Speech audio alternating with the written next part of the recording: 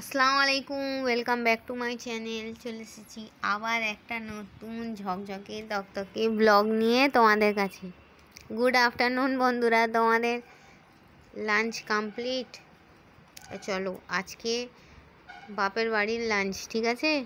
রোজা পড়ার আগে এই বাপের বাড়ি আসা শেষ, আবার রোজায় মার্কেটিং করতে আসবো, কি বুঝলে?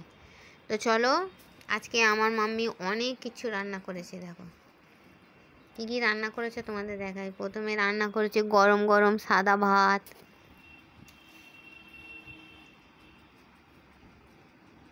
তারপর আছে বেগুন ভাজা।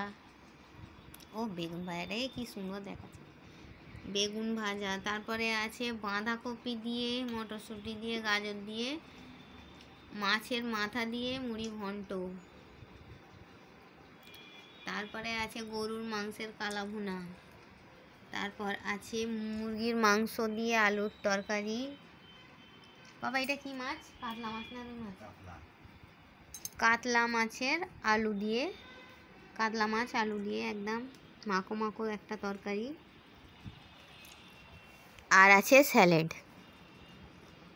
ঠিক আছে, এর মধ্যে কার কোন খাবারটা ফেভারেট আমাকে একটু জানাবে, ঠিক আছে বন্ধুরা? আর আছে জল। আর এখানে একজন ভাত খাচ্ছে, এটা তার পাত, দেখে নাও।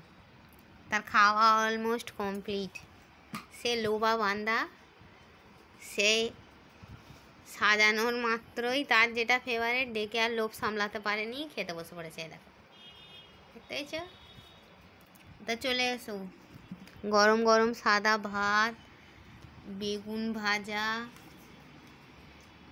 এই কাতলা মাছের মাথা দিয়ে বাঁধাকপি, গরুর মাংস, মুরগির মাংস, মাছ, আর আছে স্যালাড, আর আছে পানি।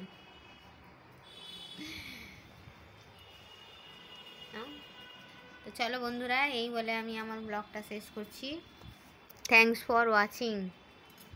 আর হ্যাঁ, কে কে খাবে অবশ্যই চলে এসো।